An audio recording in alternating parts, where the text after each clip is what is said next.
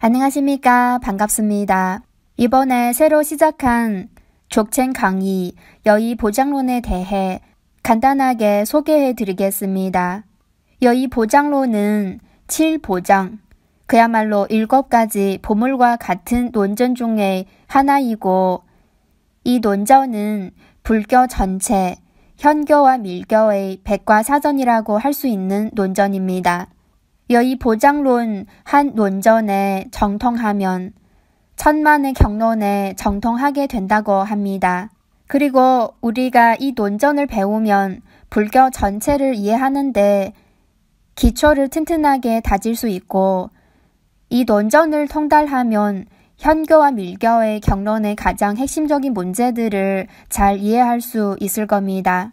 이 강의는 여러분이 관정을 받은 적이 없어도 들을 수 있습니다. 다만 4가지 요구사항이 있는데 여러분이 잘 지키시기 바랍니다. 첫 번째는 족첸의 가르침에 신심이 있는 분들이 이 수업을 듣기 바랍니다. 두 번째는 여러분이 최대한 도반들과 좋은 관계를 유지하시기 바랍니다. 세 번째는 관정을 받은 분들은 밀승의 계율을 잘 지키시기 바랍니다. 네 번째는 이 논전은 허법신이 항상 지키고 있는 소중한 법문이기 때문에 이 강의를 듣는 분들은 금강살타 진언인 온반잘사도 홈을 만번 염성하고 참여하시기 바랍니다. 잘 참여하시기 바랍니다. 이 4가지 요구사항을 잘 지키시고 이 소중한 법문을 같이 배우겠습니다. 안녕하십니까. 여의 보장론의 3번째 수업입니다. 먼저 구두 전승을 읽어드리겠습니다.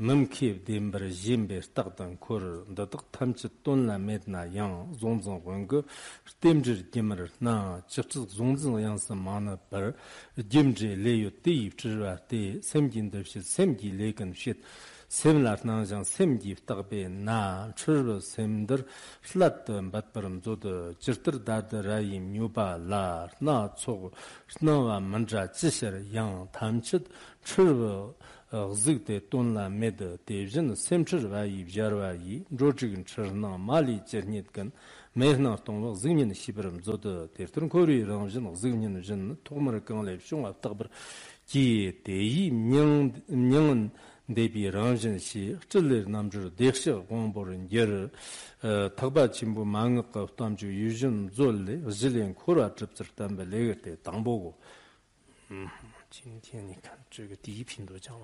오늘은 제1품의 내용을 끝날 수 있습니다.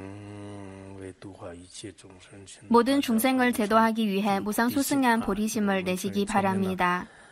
제1품에서는 주로 윤회 속에 이 모든 것이 형성된 근본적인 토대가 무엇이고 그리고 또 어떻게 형성된 것인가에 대해 설명하였고 그리고 지난 수업에서는 만약에 어리석은 사람이 외부의 대상들을 마음이라고 생각하면은 이것은 합리적이지 않다고 설명하였습니다.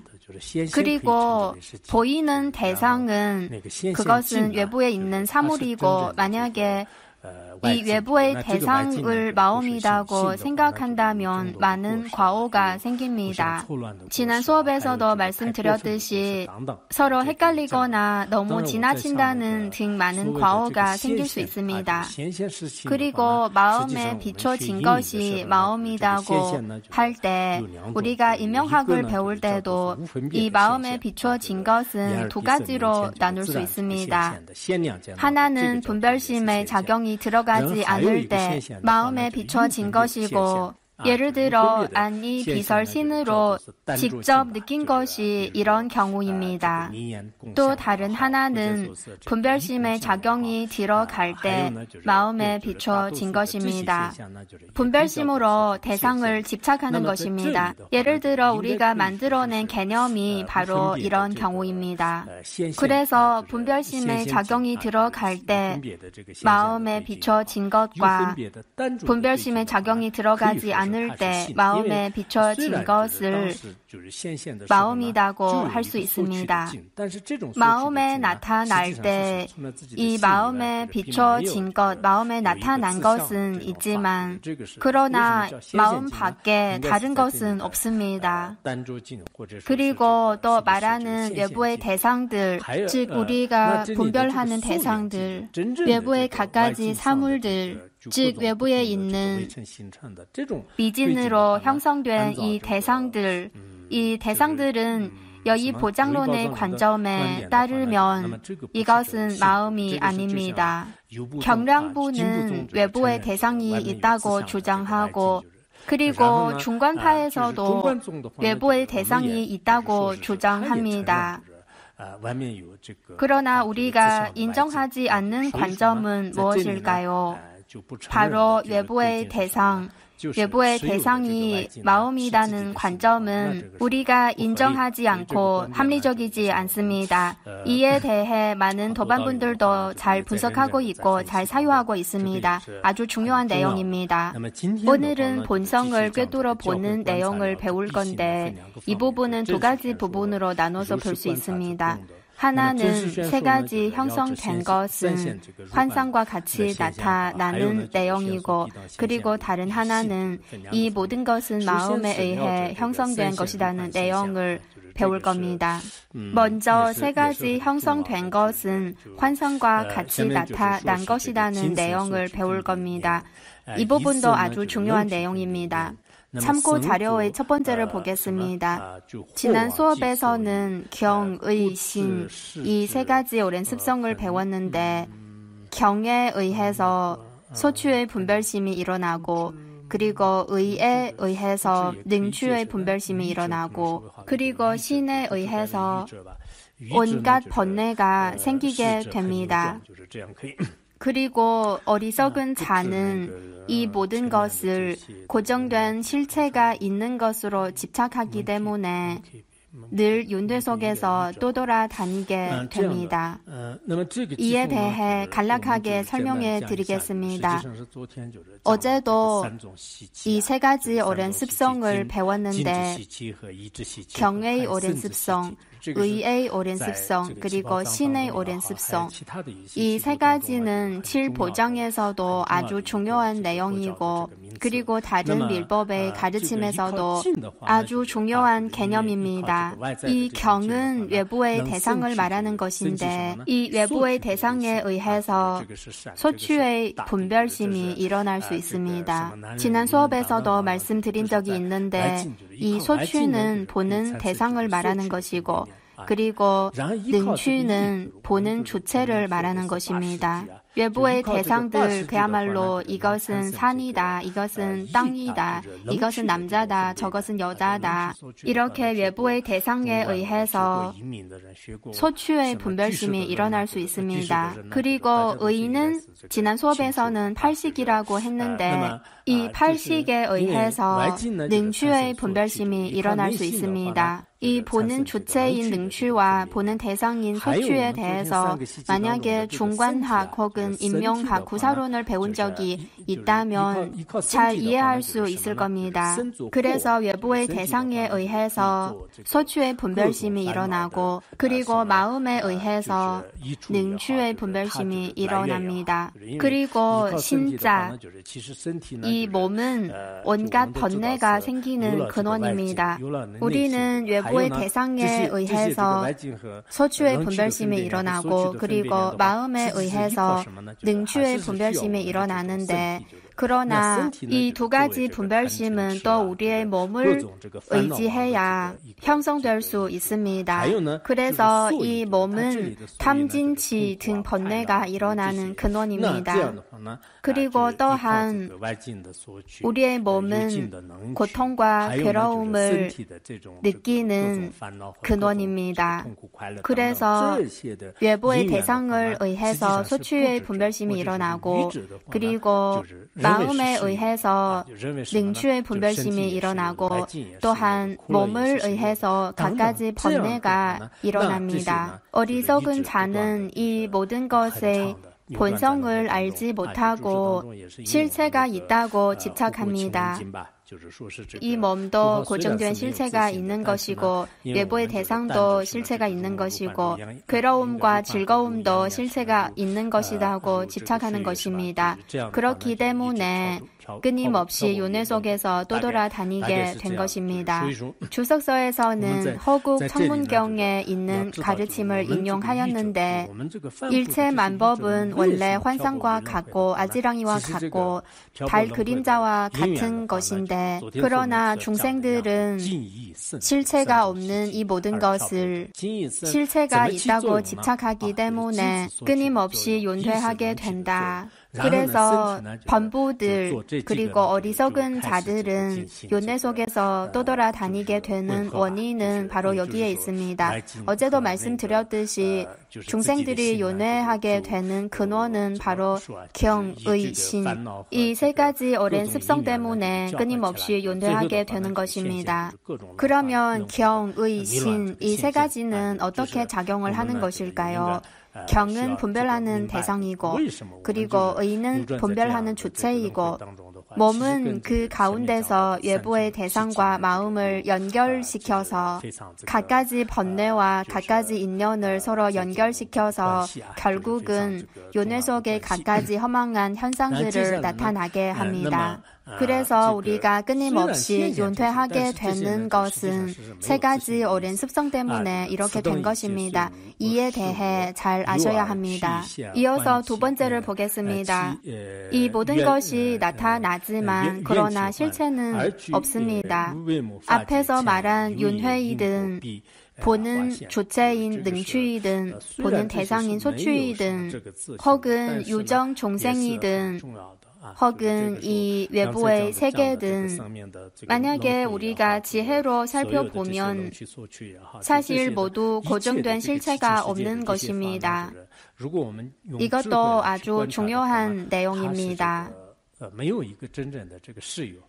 이 모든 것은 궁극적인 측면에서 보면은 다 실체가 없는 것이지만 그러나 상대적인 측면에서 미혹한 중생들 앞에서는 있는 것처럼 나타날 수 있습니다.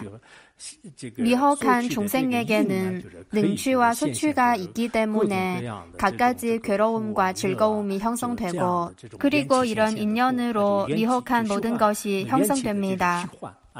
그래서 사실 우리가 지금 보고 느끼는 이 모든 것은 다 능취와 소취의 작용으로 나타난 것입니다. 비록 이 모든 것에 고정된 실체는 없지만 그러나 확실히 이렇게 나타날 수는 있습니다. 그러나 이 모든 것에 실체가 없다고 해서 우리가 나쁜 일을 하고 싶은 대로 하면 되는 걸까요? 당연히 안 됩니다. 왜냐하면 우리의 능취와 소취의 분별심이 완전히 소멸되기 전까지는 인과 응보도 있고 선업과 악업도 있고 그리고 환상과 같은 윤회 속에 이 모든 것도 다 나타납니다. 이것도 아주 중요합니다. 여러분이 잘 아셔야 합니다.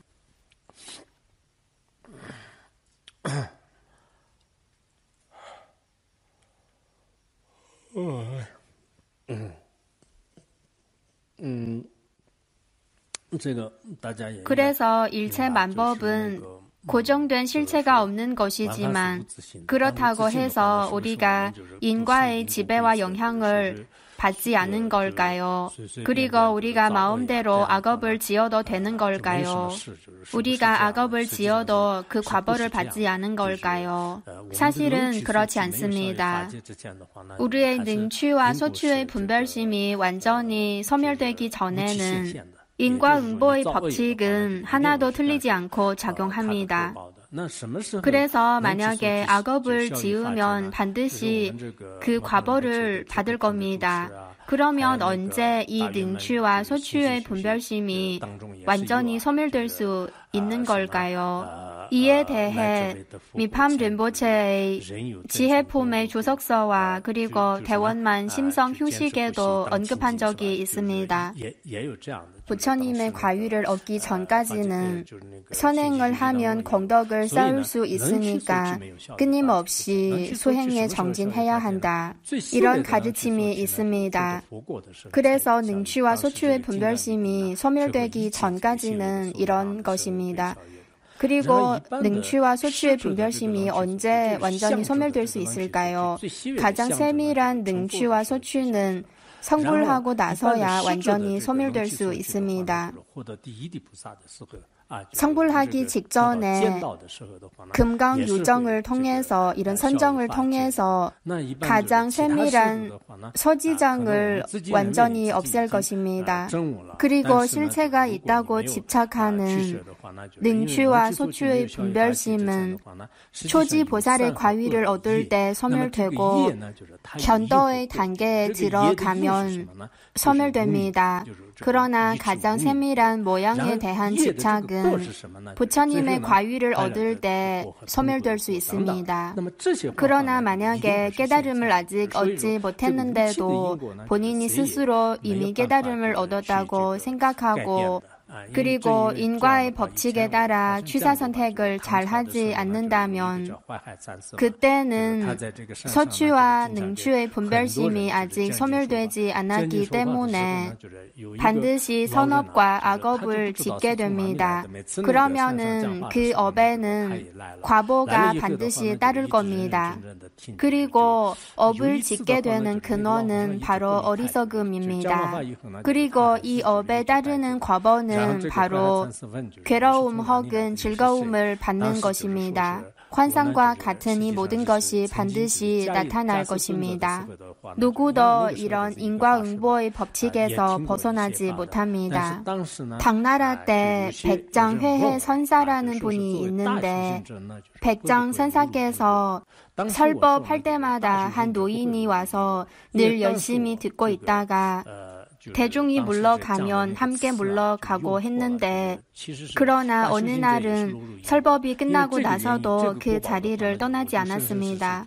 그래서 백장 선사께서는 당신이 누구십니까? 어디에서 오셨습니까? 이렇게 물었습니다. 그 노인이 대답하기를 저는 가습 존자 때 설법하는 사람이었는데 그러나 어느 날 한 사람이 저에게 많이 수행한 사람도 인과에 떨어집니까? 아님 떨어지지 않습니까? 이렇게 물었습니다. 저는 크게 수행한 사람은 인과에 떨어지지 않는다고 대답했습니다. 설법할 때 이 말을 잘못했기 때문에 그렇게 대답한 이후로부터 저는 500생 동안 여우의 몸을 받았다고 하였습니다. 이 과보로 많은 괴로움을 받았습니다. 사실 크게 수행한 사람도 인과의 지배를 받습니다. 그때 백장 선사께서는 불매 인과다고 하셨습니다. 인과에 어둡지 않는다는 것입니다. 이 노인은 듣고 나서 바로 이해했고 그리고 떠났습니다. 그 노인이 떠나고 나서 백장 선사께서는 제자들에게 어느 곳에 죽은 여우의 시체가 있을 거라고 가르쳐 주시고 그리고 제자들이 가서 그 여우의 시체를 찾았습니다. 그리고 화장을 하였습니다. 그때부터 그 노인이 지은 악업이 소멸되었을 겁니다. 그래서 크게 수행을 하거나 많이 수행을 하거나 혹은 큰 성취를 이룬 사람도 인과의 지배를 받습니다. 그래서 우리가 좋은 일을 하든 나쁜 일을 하든 취사 선택을 신중하게 잘 해야 합니다. 만약에 인과의 법칙에 따라서 취사 선택을 잘 하지 않는다면 큰 괴로움을 받는 과보를 받을 수 있습니다. 열반경에도 이런 가르침이 있는데 선행을 하는 사람은 천인을 보낸 사람이라고 하거나 혹은 천상계에 태어날 것이라고 하고 그리고 악업을 짓는 사람은 지옥을 보게 되거나 혹은 악도에 떨어질 것이라고 하고 왜냐하면 이런 인을 심으면 반드시 그 과보가 따르기 마련입니다. 우리가 진정으로 깨달음을 얻기 전까지는 인과의 지배에서 벗어나지 못합니다. 어떤 사람은 본인이 중간하게 가르침을 조금 배웠다고 해서 일체 만법이 다 공성이라고 생각하고 그래서 악업을 지어도 상관없다고 생각합니다. 그리고 또 어떤 사람은 선종 혹은 족첸의 수행을 하다가 본인이 체득한 바가 좀 있다고 해서 함부로 어떤 말을 하는데 그러나 만약에 신중히 하지 않으면 확실히 아주 위험한 일입니다. 그래서 설법하는 사람은 만약에 잘 모르는 부분이 있다면 아는 척하면 안 되고 최대한 경론에 있는 근거를 찾아서 설명하는 것이 좋습니다. 특히 불법을 아주 긴 시간 동안 배우지 않은 분들은 본인 스스로 옳다고 생각하는 것이 만약에 믿을 만한 근거가 없다면 부처님의 가르침과 완전 다른 방향으로 나아갈 수도 있습니다. 그래서 우리가 자기 자신을 잘 제어하는 것이 아주 중요합니다. 법률과 자율 이 두 가지를 비교해서 보면 자기 관리를 잘하는 것이 아주 중요합니다. 왜냐하면 법률이 아무리 완벽하다고 해도 사람들이 빈틈을 탈 수가 있습니다. 일반 사람들뿐만 아니라 설법을 하는 사람, 스님들도 어떨 때는 겉으로 보기에는 아주 좋은 일을 하는 것처럼 보이고 그러나 혼자 있을 때는 또 다른 일을 할 수 있습니다. 물론 반드시 나쁜 의도가 있는 것이 아니라 그래도 본인이 하고 싶은 대로 하면은 이것도 좋지 않습니다. 우리가 일을 할 때 진지한 태도 그리고 진실한 마음, 성실하게 하는 것이 아주 좋은 습관입니다. 어떤 사람은 일을 할 때 착실하게 하지 않고 잔꾀를 부리는 것을 좋아합니다. 말로는 그렇게 하지만 그러나 행동은 또 다릅니다. 계속 이렇게 행동하면 악업을 많이 지을 수도 있습니다. 특히 우리가 설법을 할 때는 반드시 착실하게 신중한 태도로 불보살과 대덕들의 가르침을 잘 이해하고 설법해야 합니다. 이어서 세 번째를 보겠습니다. 세 번째는 모든 것은 마음에 의해 형성된 것이라는 이치를 설할 건데 이것도 두 가지 부분으로 나눠서 볼 수 있습니다. 하나는 이런 이치를 설명하는 내용이고 또 다른 하나는 비유를 들어서 설명하는 내용입니다. 이어서 세 번째의 내용을 보겠습니다. 외부의 갖가지 사물이든 우리의 몸이든 우리 마음의 갖가지 상태이든 사실 이 모든 것은 다 마음에 의해 형성된 것입니다. 이것도 아주 중요한 관점입니다.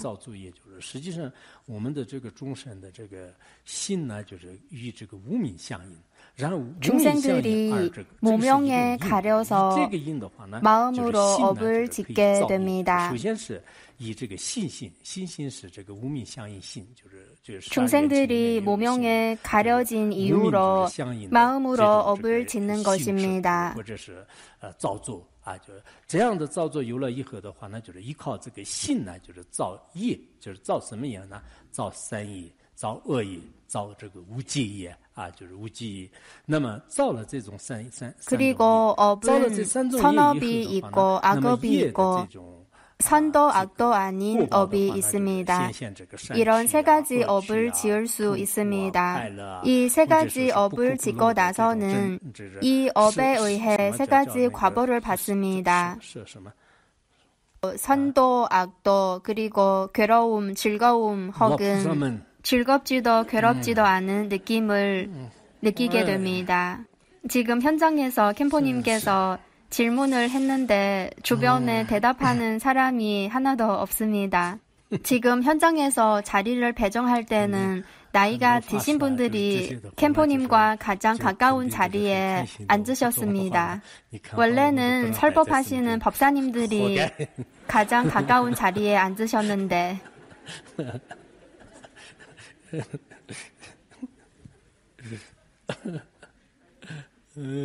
법사님들은 저희들을 멀리 보냈으니까 이것은 당연한 일이라고 생각할 것입니다.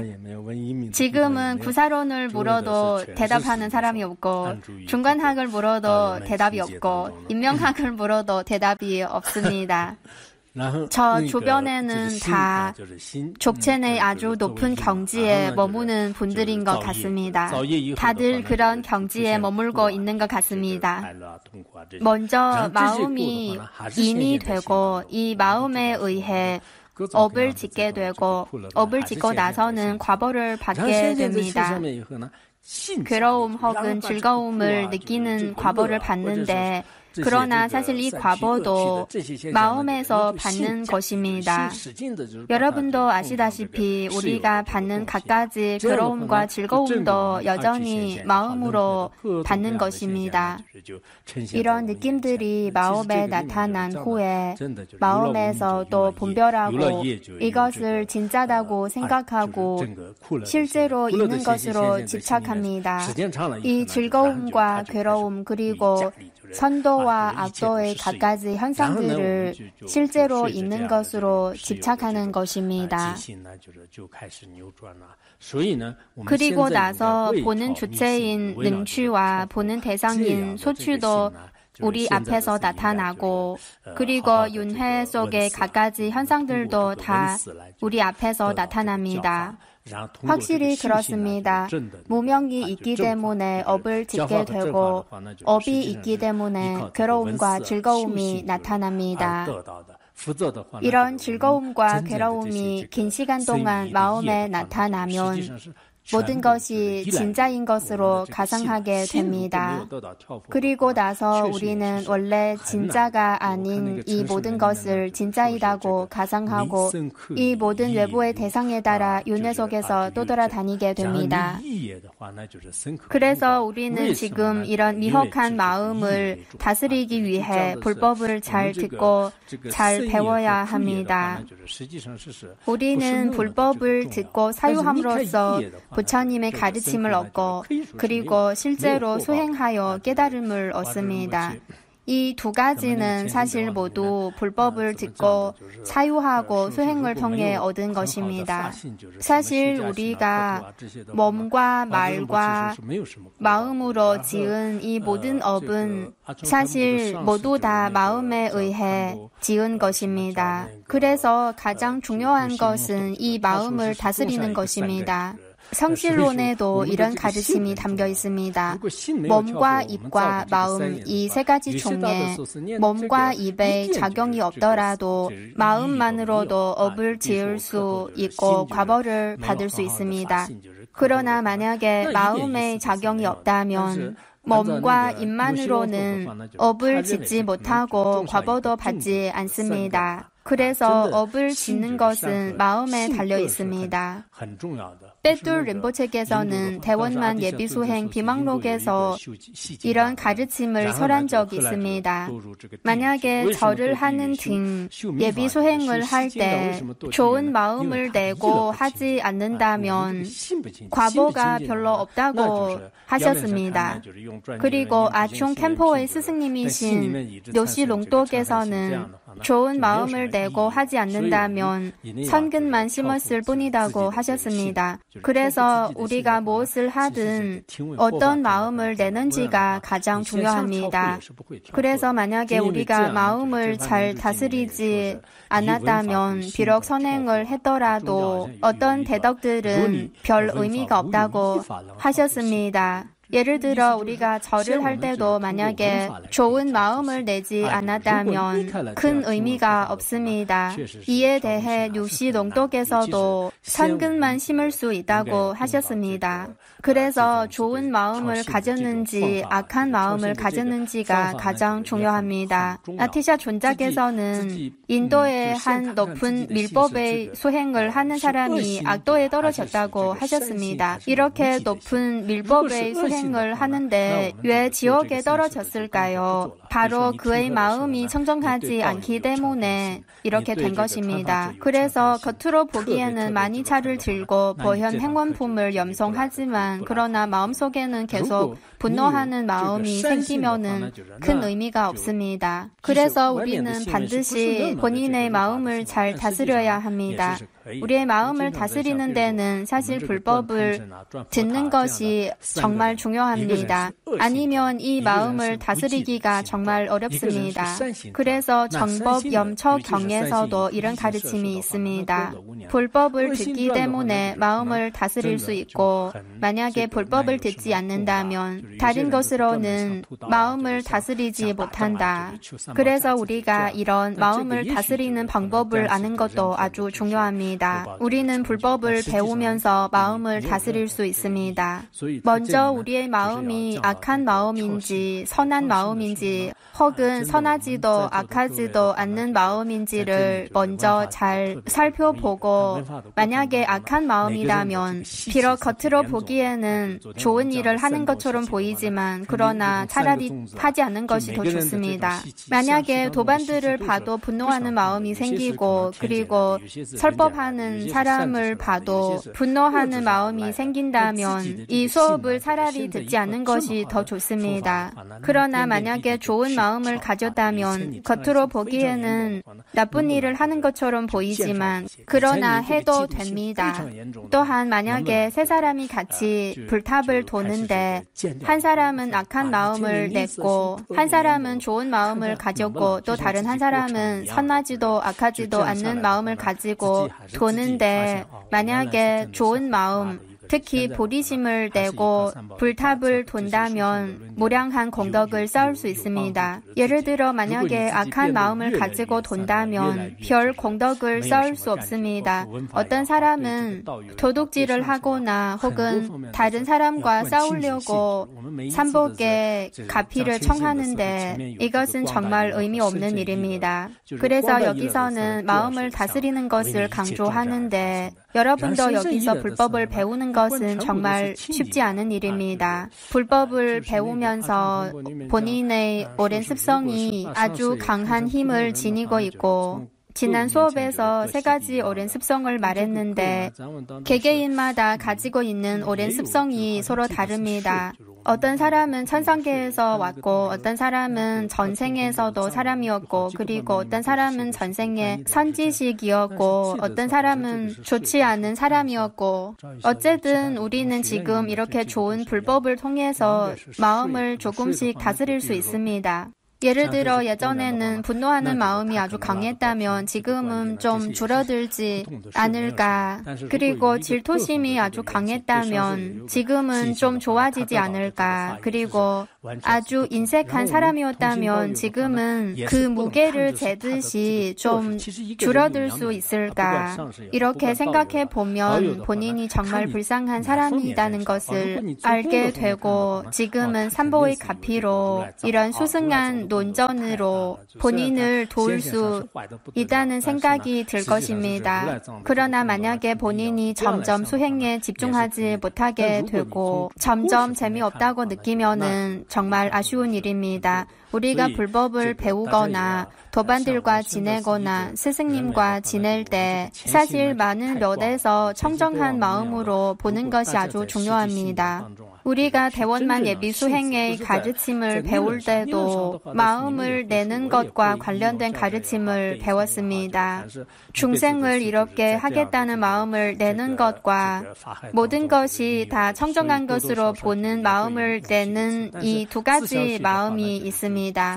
아chung 캠폭에서는 만약에 은사 스님을 일반 사람으로 보면은 마치 강아지 앞에서 가피를 청하는 것과 같다고 하셨습니다. 제가 몇 가지 버전을 봤는데 티베트어에서는 아마 강아지가 아니고 물인 것 같습니다.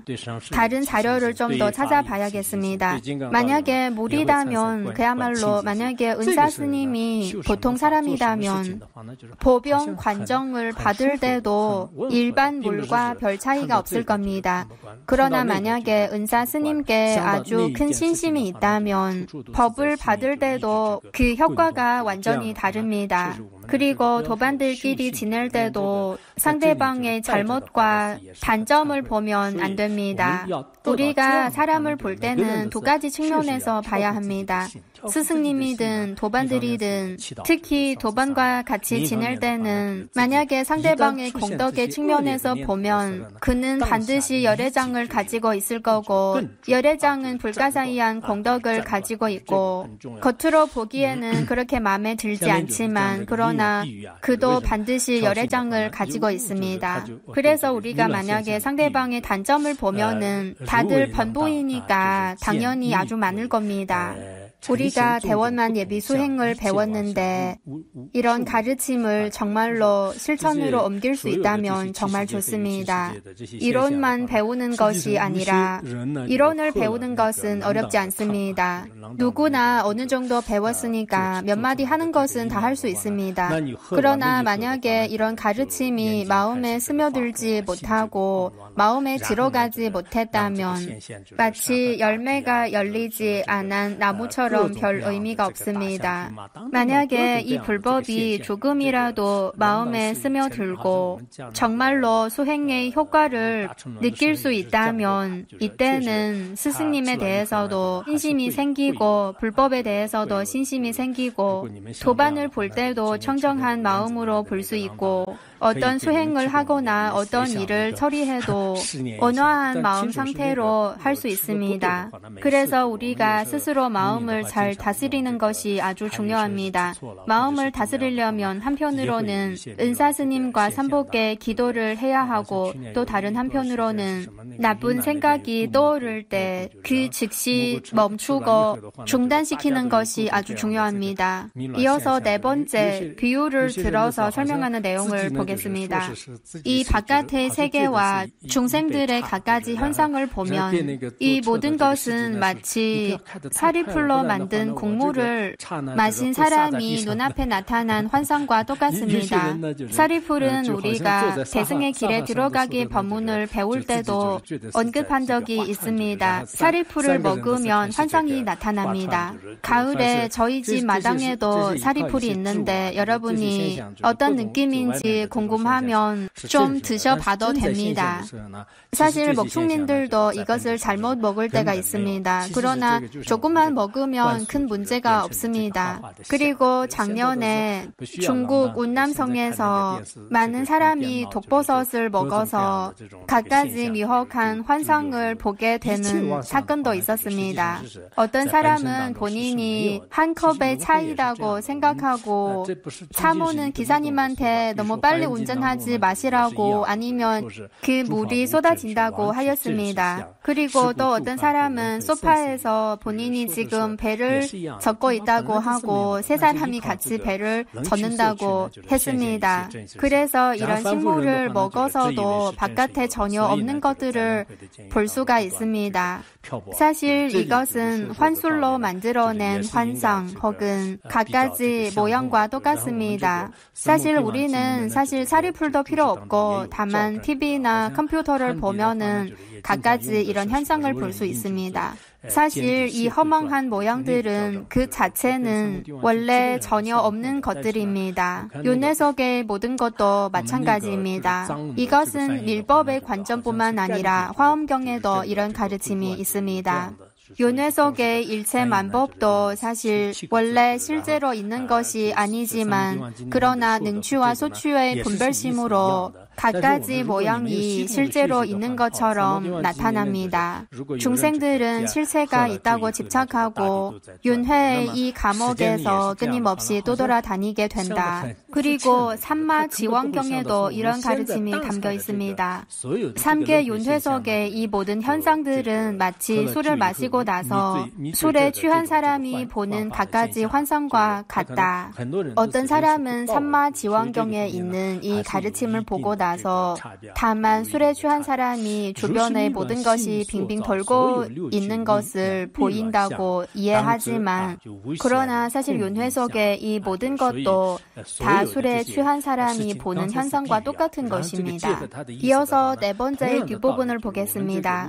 앞에서는 비유를 들었고 여기서는 그 뜻을 설하는 내용입니다.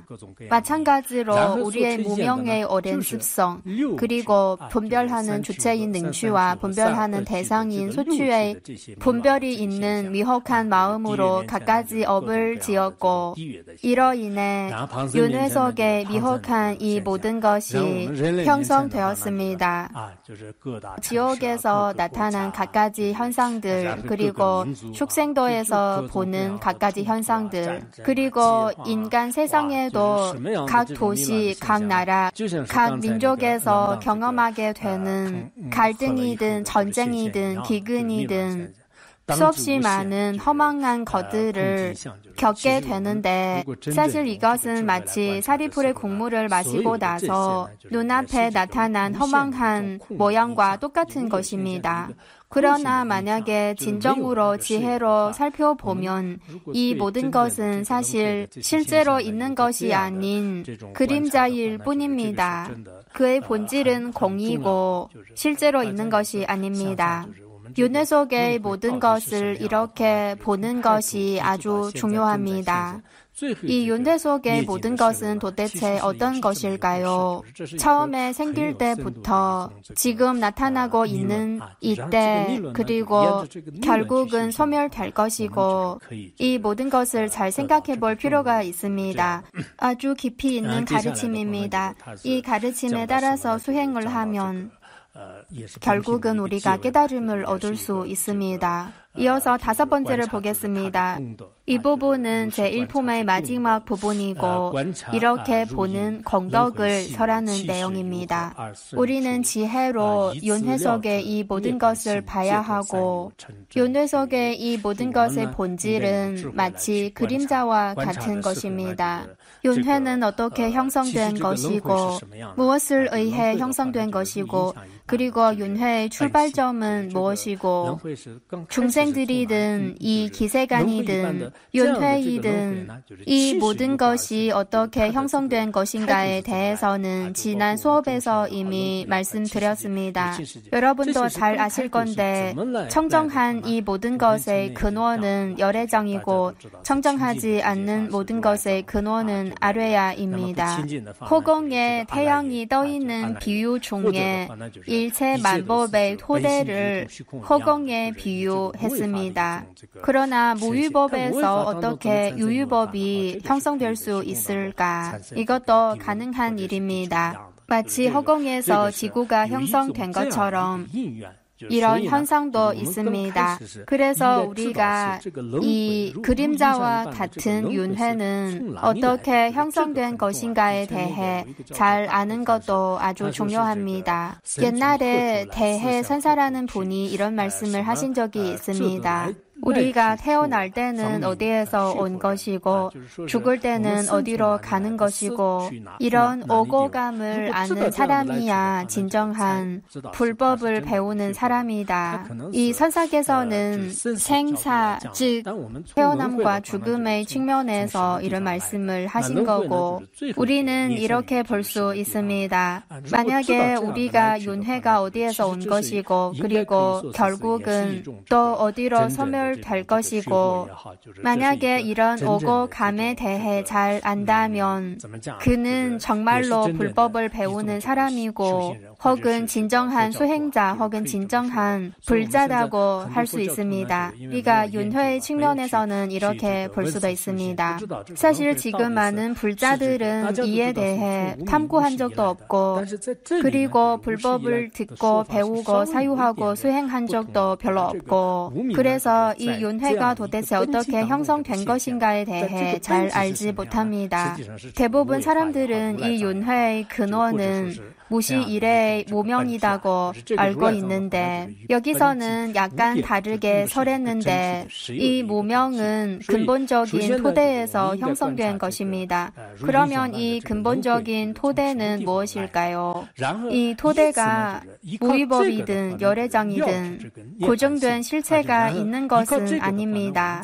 그래서 우리가 먼저 이 그림자와 같은 윤회가 도대체 무엇에 의해 형성된 것인가에 대해 잘 살펴보고 그리고 그의 본성을 꿰뚫어 보고 이를 통해 마음의 본성이 원래 청정하다는 것을 알게 되고 이렇게 열반을 얻을 수 있습니다. 이것을 통달할 수 있다면 3개 윤회 속에서 벗어날 수 있고 해탈을 얻을 수 있고 그리고 원만한 정등각의 과위를 얻게 될 것입니다. 이런 이치는 밀법의 가르침에서 설한 것뿐만 아니라 사실 화엄경이든 삼마지원경이든 이런 경전에서도 이처럼 아주 명확하게 설하지는 않았지만 그래도 이런 이치를 설하는 내용이 있습니다. 원각경에도 이런 가르침이 있습니다. 모든 중생의 무시일의 무명은 어디에서 온 것일까? 어디에서 형성된 것일까? 이 모든 것은 바로 열애의 이 마음에서 형성된 것이다. 이런 이치는 우리 보통 사람들이 이해하기는 좀 어려울 수도 있습니다. 좀 이해가 잘 안 될 수도 있습니다. 여러분도 아시다시피 원각경은 사실 부처님께서 12분의 보살의 질문에 대해 대답을 하는 내용입니다. 그래서 원각경에서 부처님의 대답은 부처님의 가르침은 사실 밀법의 가르침과 유사한 점이 아주 많습니다. 이에 대해 태호 대사와 남회근 선생님께서도 설명한 적이 있습니다. 사실 어떨 때 보면 우리가 밀법의 관점과 불법의 도리를 명백하고 완전하게 나타낸 요의의 경전의 관점과 결합해서 볼 필요도 있다고 생각합니다. 사실 롱첸바 존자께서는 주석서에서도 화엄경이나 삼마지원경이나 많은 경전에 있는 가르침을 인용해서 이 논전의 관점을 해석하였는데 이를 통해서도 우리가 부처님의 가르침은 두 가지가 없고 하나이라는 것을 알 수 있습니다. 다만 우리 본인이 윤회에 대한 인식이 확실히 너무 부족합니다. 그래서 우리가 여의보장론의 제1품을 배우고 나서는 이 윤회는 도대체 무엇에 의해 형성된 것인가를 알아야 하고 이 윤회는 사실 근본적인 토대에서 형성된 것이고 그리고 이 근본적인 토대에 대해서도 아주 명확하게 설명하였습니다. 여러분이 만약에 여의보장론의 내용을 다 기억하지 못하더라도 적어도 제1품에서 사람이 무엇에 의해 형성된 것이고 그리고 윤회는 무엇에 의해 형성된 것이고 이것은 기억해 두시기 바랍니다. 그리고 근본적인 토대와 토대에서 형성된 것에 대해 직매분초 린포체님께서는 다른 논전을 통해 분석한 적이 있습니다. 그 중에 가장 중요한 논전은 구이보장론입니다. 구이보장론에서는 가장 앞에 부분에서 이것을 설명하였습니다. 그리고 승승보장론에도 이와 관련된 내용이 있습니다.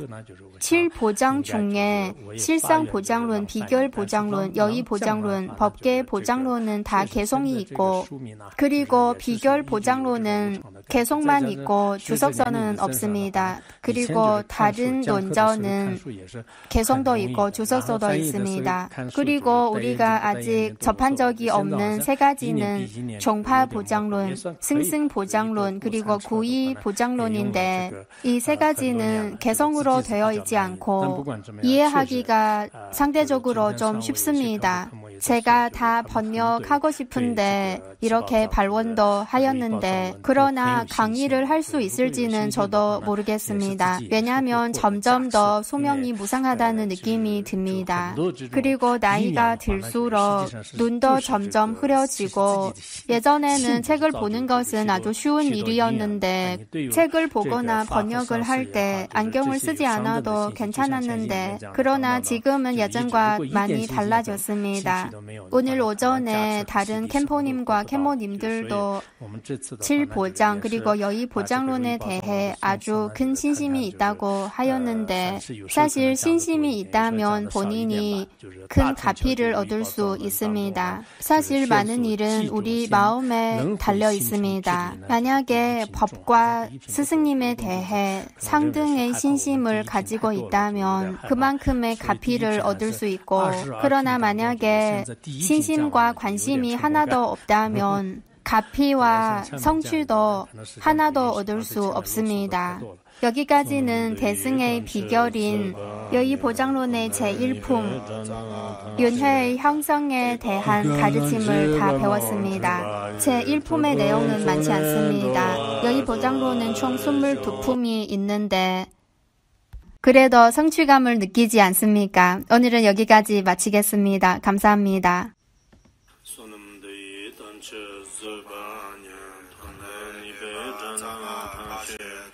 지금은 지라는 주바의 주범 손에 들어와